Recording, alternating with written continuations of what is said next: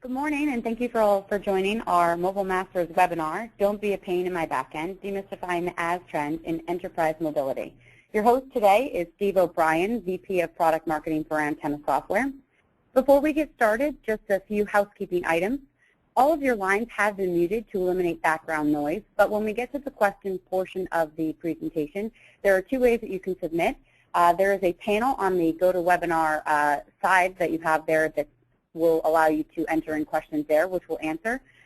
You can also submit questions via Twitter with hashtag #BackendWebinar. With that, I'm going to hand it over to Steve to get things started. Thank you, Megan. Good morning or afternoon, everybody. My name is Steve O'Brien, and I'll be your moderator and main presenter today. And joining me, that was just Megan Atreed, who's our Global Communications Manager. And piping in from the road, potentially, will be Joseph June, who's our Senior Director of Product Management. Our agenda today is hopefully exactly what you signed up for. We tried to use a catchy title like Don't Be a Pain in My Backend to summarize some of the confusion and the frustration that we hear from the market about all these new offerings and new capabilities that are available to mobile app developers and to enterprises that are trying to deploy new mobile apps to run their business. So what we'll try to do, in addition to just explaining what all the terms mean, is to try to put it in context. What are the issues in enterprise mobility? How have they changed recently? And why? What's driving those changes? Then we'll define some of the terms being thrown around and try to differentiate between them all. And finally, we'll look in detail at some of the advantages and the potential pitfalls of all this new technology. So hopefully by the end of this session, you'll have enough information to make your own good decisions about what technology is right for your business. But first, a word from our sponsor. So really, rather than an ad for Antenna, I just thought it was important for everyone to know who you're listening to and where our perspective on the enterprise mobility market comes from. We don't want this webinar to be one big ad, so I'll just give you some factoids about our company, and then I won't mention Antenna again until the very end. We really want this to be a completely unbiased discussion of this topic and not just a sales pitch. I hope you appreciate that. So Antenna is a software company, and I'm talking to you today from our headquarters in beautiful Jersey City, New Jersey, looking across the Hudson River at Wall Street and Liberty Tower, and I can kind of see the Statue of Liberty on my right. Antenna has been in the mobility space for about 10 years, and we've been a leader by almost every measure for that entire time. This year and last, we were recognized by Gartner as a leader in the Magic Quadrant for mobile application development platforms. And in case you're wondering, before that, there was no Magic Quadrant for mobile application development platforms, but I'll say more about that later. Right now, 75 Fortune 1000 companies rely on our platform every single day, which is why our servers process more than 200 million mobile messages or transactions every month. Many of those companies come to us because of our reputation for security and reliability. And that claim is also supported by the fact that lots of carriers actually OEM our technology and provide it to their customers under their own brand. So now you know who I am and who Antenna is, so let's get to the meat of our webinar. Some of you may remember way back in ancient history, like 2 years ago, when mobility just seemed like a bunch of acronyms. And it seemed like every week there was a new acronym that meant something different, and it highlighted a problem that you didn't know you had. BYOD is bring your own device. MDM is mobile device management. MEAP is mobile enterprise application platform. MAM is mobile app management. EMM is kind of a catch-all phrase that never really caught on, stands for enterprise mobility management.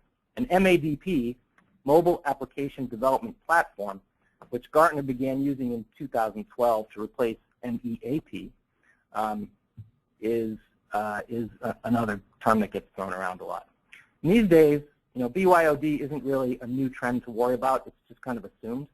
The only time you hear the term MEAP is usually when some analyst says MEAPs are dead or MEAPs are the dinosaurs of the mobile era.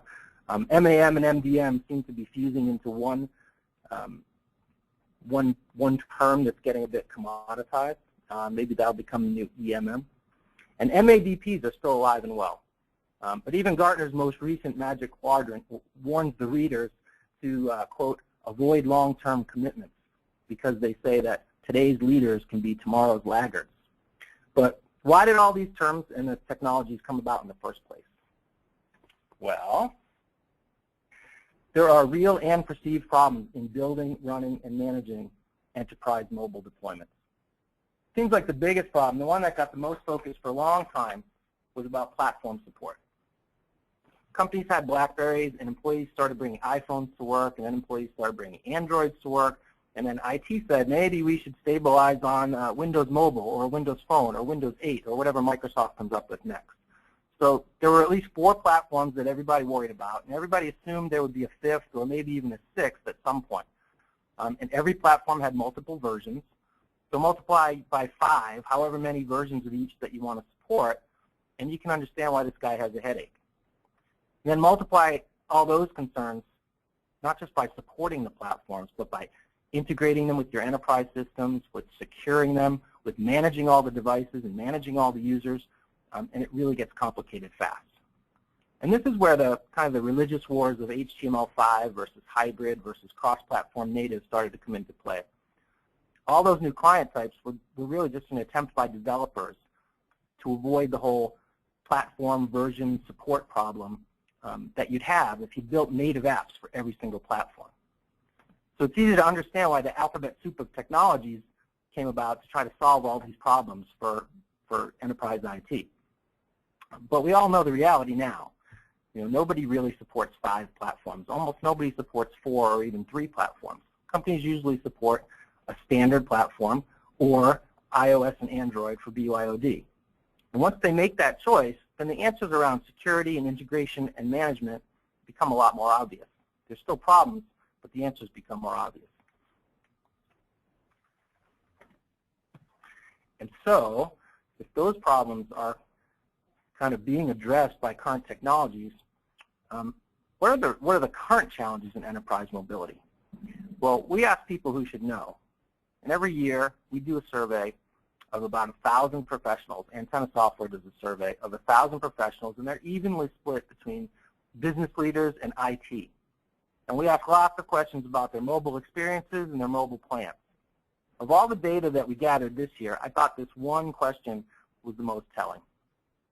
The question was, which aspect of delivering a mobile project have you been most frustrated by?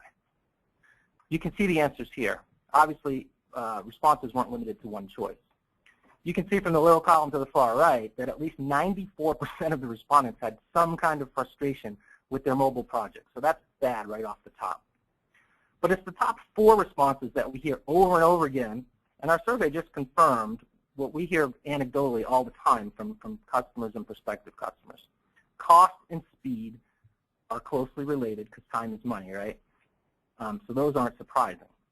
But what's a little surprising is that the next 2 answers have nothing to do with platforms or user experience or user interfaces or native or HTML5 or hybrid or anything like that. The next 2 answers are about security and integration, which are back-end development problems or challenges. It's also interesting to note, I think, that these 4 reasons, time, money, and back-end development challenges, represent more than all of the remaining frustrations combined. So there's definitely an awareness building out there that app development isn't just about what the UI, the user interface looks like, or what platform it runs on. But app development really includes a lot of back-end tasks, like integrating with enterprise systems. Forrester says it can be half of the enterprise development effort. Dave McLaughlin at Buddy says that it can be 3/4 or more of the total effort. I asked our own professional services team, and they've built hundreds of apps for global 1,000 companies, and they agree that it can be anywhere from 50 to 80% of the total project time and cost that they spend on back-end integration. So like Dave says there on the quote, despite all the challenges on the client side, screen size, resolution, that sort of thing, the cloud development effort can be 3/4 or more of your overall development investment. You're building an app for users, but most of your effort is not on stuff the user sees. Very true. So remember back 2 slides ago when we said cost was the #1 source of frustration for businesses and for IT in delivering mobile projects. Well, we asked a follow-up question, and that was, what was the primary factor for costs exceeding your expectations? And you can see that the #1 answer by a long stretch was we underestimated the time and complexity needed for integration. So that's 2/3 of the responses that cited the time and complexity of back-end integration as the primary factor driving their cost overruns. It's also interesting to note that even though we allowed multiple answers, you could select more than one thing, only 1% cited anything other than these top 3. And the number 3 reason was about the requirements for additional management and security. But cost and time were the top 2 frustrations, and underestimating the time and complexity of back-end integration, if you remember, was the number 1 reason for costs exceeding expectations. So it's not a stretch at all to say that back-end integration is the top cause for concern in mobility today.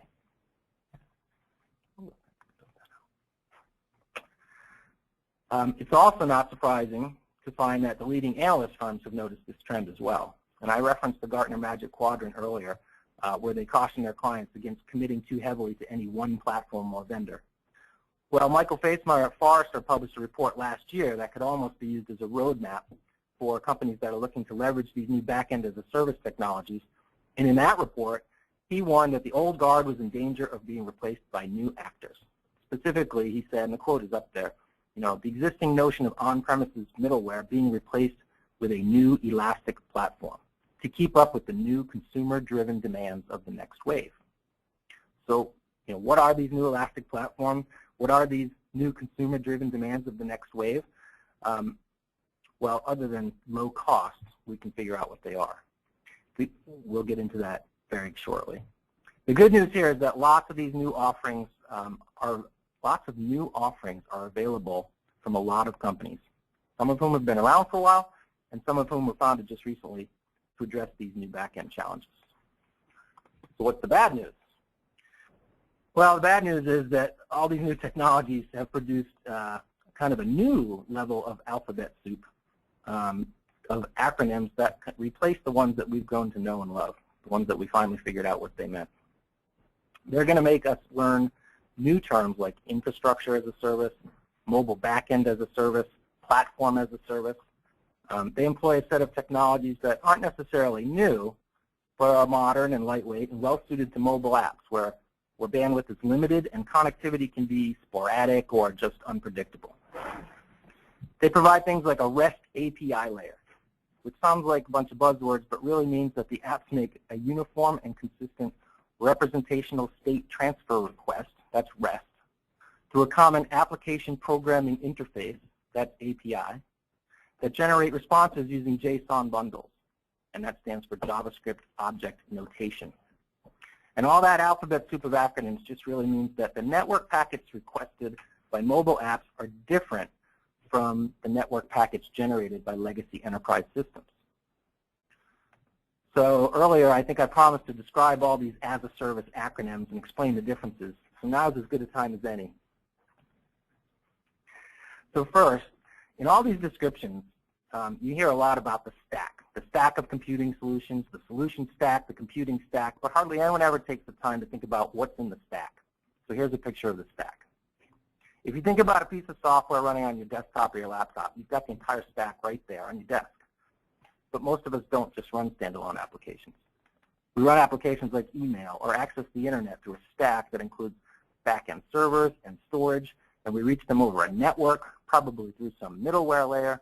And so where all these layers are really determines the differences among all the various as-a-service offerings. So the easiest of all of these, now it's a big confusing slide, the easiest to understand is over on the far right. Since most of us have used some sort of software as a service before, whether it's Salesforce or Outlook or just Facebook or Twitter, everything is in the cloud. All the data, even your own personal data, all the software, everything is not on your computer. All you need is a browser, and you can access all the features of the application, no matter what computer you're using or whether you've ever installed anything locally. That's called software as a service. Working to the left, a platform as a service is just slightly different. So for companies or developers who need to build their own apps, but they don't want to deal with the hassle of managing the entire stack of technologies and installing servers and operating systems and maintaining it all, they don't need to do that. They just use a platform as a service. It's really offloading the overhead so they can focus just on the app that they're building. And infrastructure as a service, or IaaS, is just to the left of that. It puts more control and more responsibility in the hands of the app producer. And it just handles the very, very messy stuff, like the very back-end servers and storage and networking. There may be a point where infrastructure as a service and platform as a service merge together, but that's probably somewhere in the future. Let's look a little closer at the platform as a service column. Like the previous graphic, platform as a service includes the entire stack of solutions and computing infrastructure required to develop and deploy mobile apps. It's usually delivered as a hosted service or in the cloud, thus the in the service.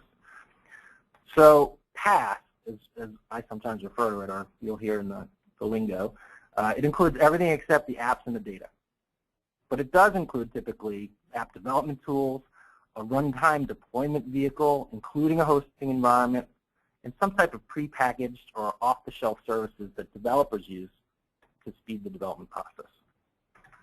Now certainly you can have a platform as a service that's not about mobility or mobile apps necessarily, but I've included some logos here on this slide from many of the players that we see gaining traction in the mobile space.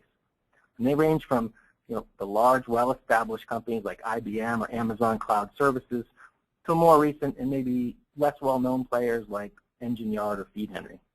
And I'd be remiss, of course, if I didn't point out that this is one space where Antenna provides a solution as well, but I promise no sales pitch. So that's platform as a service. But so far, one thing's been missing from this as a service discussion, and the whole topic of this webinar was about backend as a service. I haven't even mentioned that yet. So where does it fit? Well, here's a different way to visualize the breadth and depth of the various as a service offerings.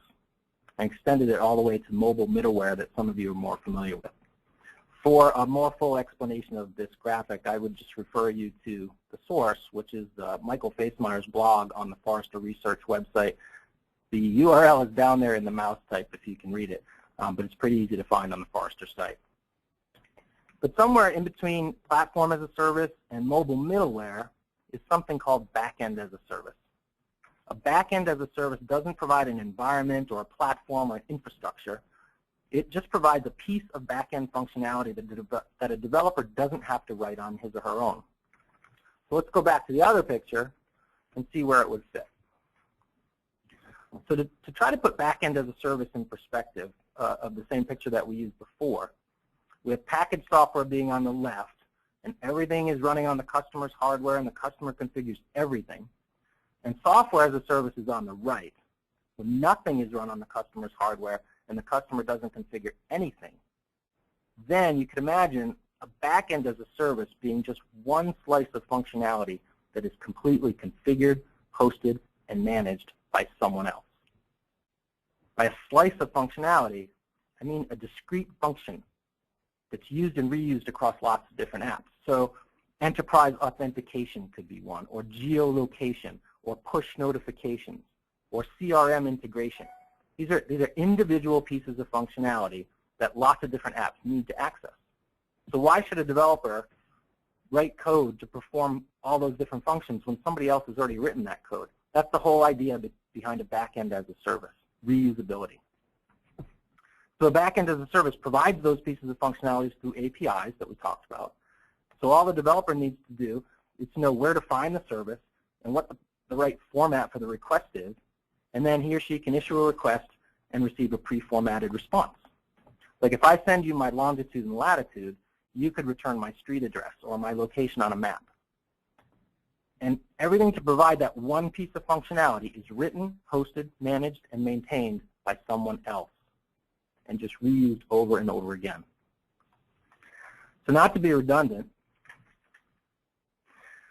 but just to provide some third-party validation, here's some good definitions from some other mobility experts that I found that explain mobile backend as a service. And I really like the phrase, empowers mobile developers to assemble an application instead of building it from scratch. And then the other language, that aaS provides pre-built cloud-hosted components for developing mobile backends. You can see some logos from companies that provide mobile backends as a service down below, and I tried to include some of the more recognizable names like Parse and StackMob, but also some of the smaller and newer players as well. Some of these guys deliver really broad capabilities like parse with data storage in the cloud, and some others provide more focused, specific functionality like Urban Airship that's built a very nice business on just push notifications. And Convey that focuses almost exclusively on CRM integration, mostly Salesforce. You might also notice the dotted red line box that I included companies that provide really broad capabilities like API management, like Apogee, Mastery, Layer 7. These guys really don't fit in any strict definition of a mobile backend as a service, but they're sometimes used to solve the same problem. Basically managing APIs to help streamline backend integration. And of course, Mastery is now part of Intel, and Layer 7 is owned by CA. But before we get into too much detail, actually we're already into a little bit of detail, but before we get into too much more, let's take a step back for a second and try to remember why these MBAS technologies exist at all. And it's instructive to go back and look at mobile middleware and why mobile middleware evolved. And the reason mobile middleware evolved and is so valuable, especially for enterprise apps that we call B2E or business to employee, is that the middleware provides an integration layer between new mobile apps and the legacy systems that they need to access. So things like CRM and ERP and HR management and workflow assignments and customer service, just the whole scope of enterprise business software. There are back-end legacy enterprise systems that need to be accessed by new mobile devices. And anyone familiar with a three-tier client-server architecture won't be surprised that that exists for mobile as well.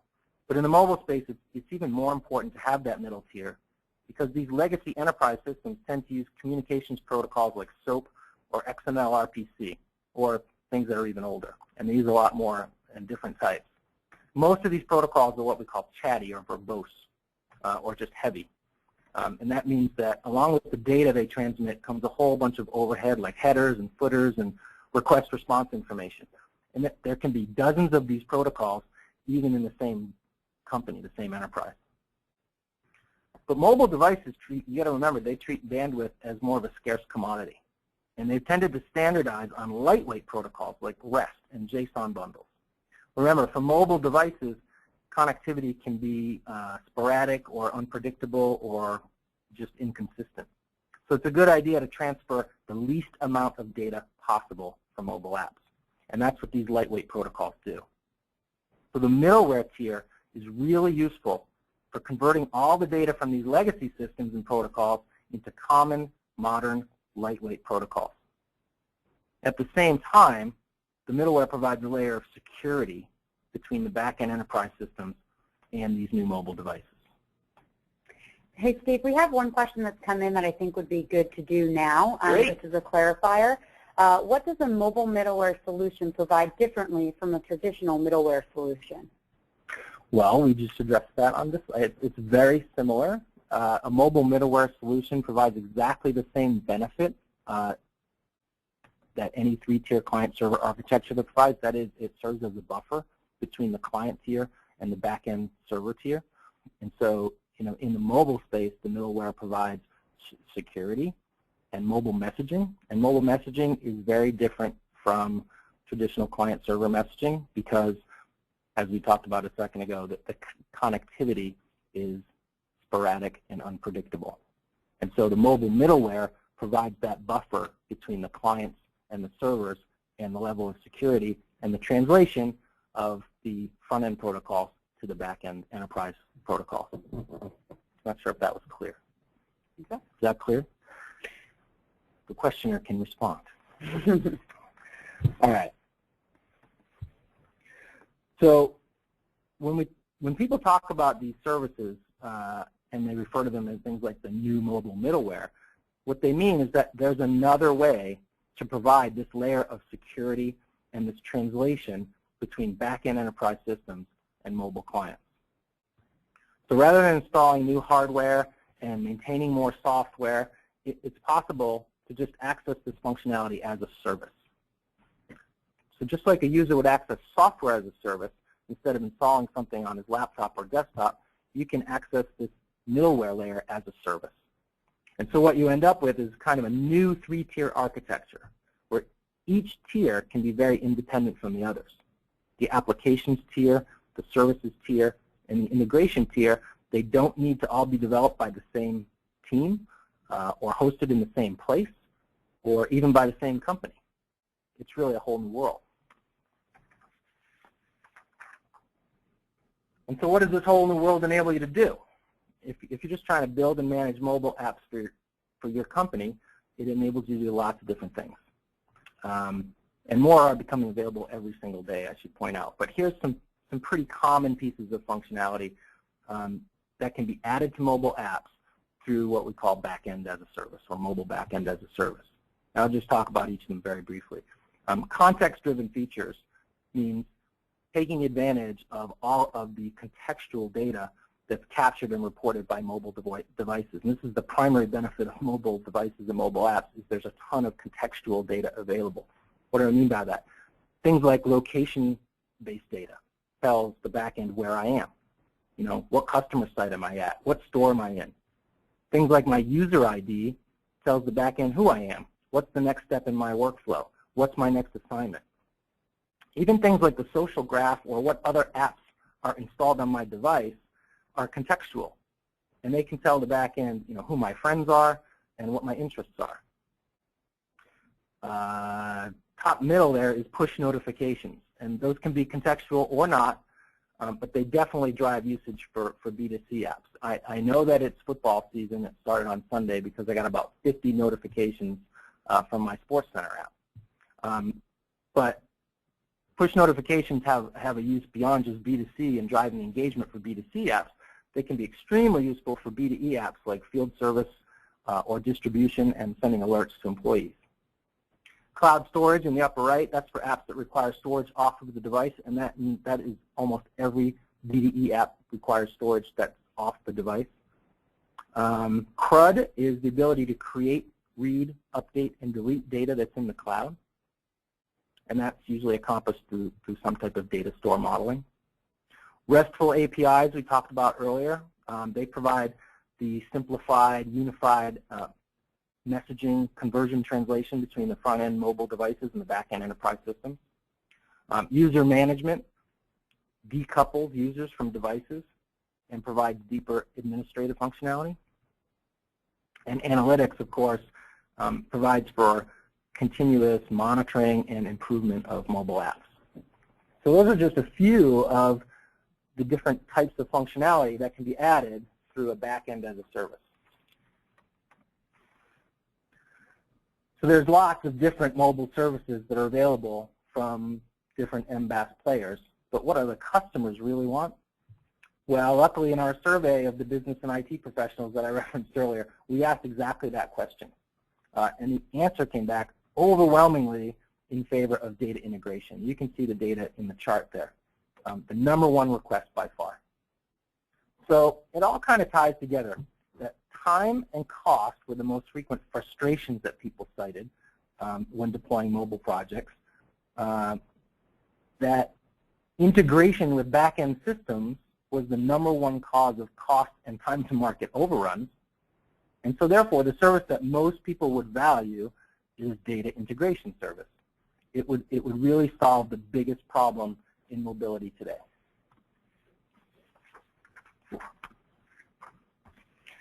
So what does all this mean for enterprise mobility and, you know, for those of you on the phone who are responsible for building and managing mobile apps? Well, it sort of changes the landscape of technology that you have to choose from, and it changes the choices you can make in regards to your own mobile architecture.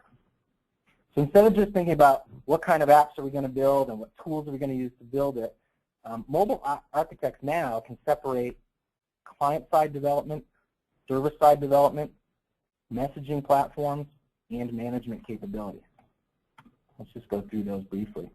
Client-side development is all about the tools, and the choices are pretty much dictated by what type of apps you want to build. Whether you choose to write web code and use a wrapper or develop native apps with a cross-platform tool, there's lots of technology choices available. Server-side development, though, is different. And as we said earlier, this is where a lot of the time and cost goes.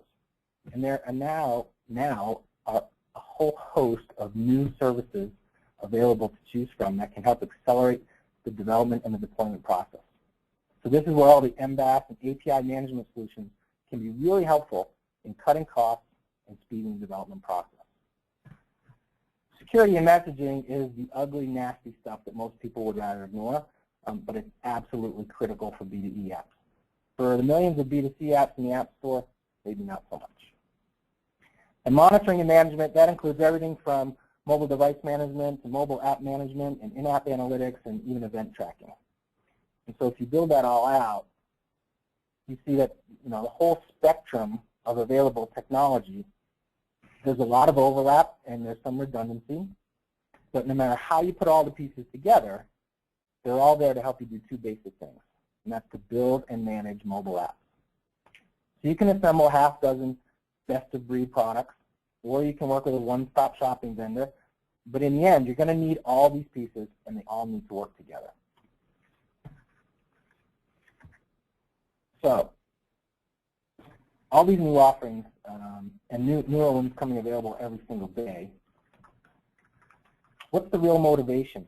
Why are we doing this? Why is this space so hot?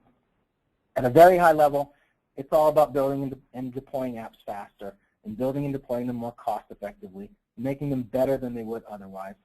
So faster, cheaper, better always sounds great. And that is definitely the case here. But let's focus on faster for a second.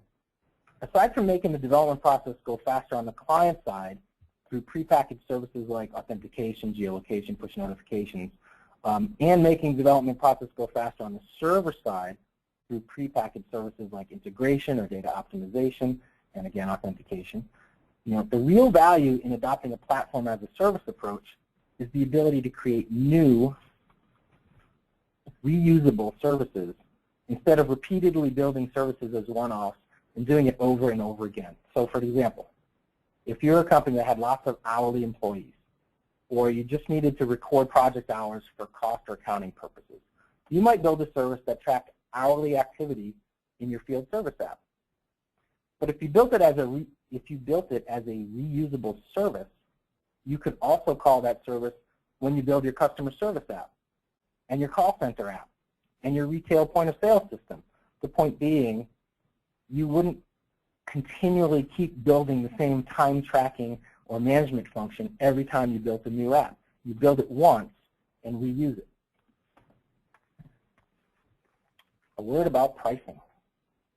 Before I close on the topic of mobile backend as a service and platform as a service and try to compare the pros and cons, we need to look really quickly at the pricing models for these things. And most of them employ a very similar pricing model. I put an example up on this slide to illustrate.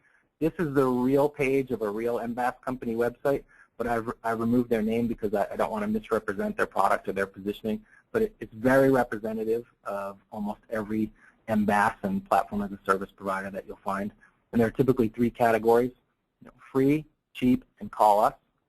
And the difference between free and cheap is typically measured in transactions or some type of usage metric. So if it's storage, it would be gigabytes of data stored. If it's push notifications, it would be the actual number of pushes. If it's for integration, it would be the number of transactions flowing through the connector or adapter. And I'm sure if you call for enterprise pricing, it's a much higher number, but it also provides a higher level of service availability and much, much higher capacity, maybe even unlimited capacity, depending on how much you're willing to pay. And this slide just expands on the details of what you get for free, cheap, and call us. And notice that enterprise pricing, it comes with a superset of all the available features, but the price needs to be negotiated by a real human being. The other offerings are typically self-service. You can sign up on a website with a credit card and get started right away. So what are the trade-offs? We talked about the features and about the pricing. How do you evaluate these things, and how do you compare them how do you compare all the options available? From a very high level, your trade-off matrix might look like this. The 30,000-foot view is really simple. PaaS and MBAS technologies are very inexpensive and very easy to get started. And traditional mobile middleware or development platforms tend to have a steeper learning curve, and they can be a bit more expensive, especially initially when the licensing costs come into play. On the other hand, mobile middleware is tested and proven and enterprise grade, even carrier grade in some cases, in terms of performance, reliability, and scalability, whereas platform as a service and mobile backend as a service, they're still kind of in the early days. They haven't really been tested in real-world enterprise apps. So you might summarize by saying something like, mobile middleware is expensive and safe, and MBAS and PaaS are cheap but risky. That's not very helpful, so we need to get to the next level of detail. And now the slide overwhelms you with detail. You can see it doesn't get any easier, but it may help to clear up the picture. In the upper right, look at MBAS and PaaS. Developers love MBAS solutions because they're free and easy, and there's lots of resources online to help get started, and there's resources available to help solve problems when they come up. And these sites typically have great developer centers and code samples, and some of them have pretty active communities of developers that actually get together and help solve tough problems. So developers love those kinds of resources. In the upper left, going counterclockwise, CIOs love mobile middleware or platform solutions. It gives them one vendor to deal with, and they can choose that vendor based on what makes them feel most comfortable, whether it's their own experience or the experience of the vendor or their price or their domain expertise in a specific industry. The downside is as you go down to the red boxes that they may feel locked into a single vendor or feel like they have fewer choices for third-party add-ins. And it can be, frankly, much more expensive up front to license a software platform than to just download some free code from the internet. On the bottom right, though, you get to the downside of the MBAS offerings. It's that the functionality is basically what you see is what you get. Most of the functionality is still pretty basic, and you have to piece together a lot of different platforms to come up with the functionality. You'd have to piece together a lot of different MBAS solutions to come up with the functionality of a full-fledged platform. And service and support isn't quite the enterprise-grade offering that most companies are used to. So the best solution, of course, would be just to get everything that's on the top row, just get all of the pros with none of the cons. And the goal, obviously, that we set for ourselves at Antenna was to try to deliver that solution with all the pros and none of the cons. And earlier this summer, we released the latest version of AMP Chroma, which was a complete reimagining of our industry-leading mobility platform. We re-architected it to function as a mobility platform as a service, to build and manage, run the business mobile apps. This isn't supposed to be a sales pitch, so I'm not going to do a demo or put up a list of features, but I at least wanted to make it clear where our technology fits in relation to the topic of this webinar. We did talk a lot about mobile backends as a service and platforms as a service, and so it's at least fair to point out where AMP Chroma fits. If you remember the solution stack diagram, we defined a platform as a service as everything required to build and deploy mobile apps other than the apps and the data themselves. And I defined a backend as a service as a single slice of functionality that's prepackaged and reusable across lots of different apps. So it would look something like this. So AMP Chroma is a mobility platform as a service, and Antenna provides all the functionality required to build and deploy and manage mobile apps. But we also have these things called AMP services, which are like MBAS offerings in that they provide specific slices of functionality like authentication, data integration, notifications, geolocation, and even HTML5 preprocessing. And developers can access these AMP services for one or many apps through simple APIs without writing a single line of code. And of course, AMP Chroma includes a dashboard called AMP Manager that provides basic mobile app management and mobile device management functionality for managing all the apps, devices, users, and data. So without the sales pitch, I'll just leave you with this clear summary of what AMP Chroma does, and I'd invite you to visit our website to learn more. And with that, we'd be happy to open it up to more questions, if we have any.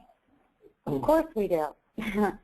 First question that we have is, do you have any information about the long-term total cost of ownership for these Backend as a service offerings? Are they cheap upfront but expensive over time? I do not today have information about the long-term cost of ownership for these Backend as a service, but I can say that the model, the cost model for software as a service has been proven over time to be very effective. So I wouldn't expect the Backend as a service model to be anything but.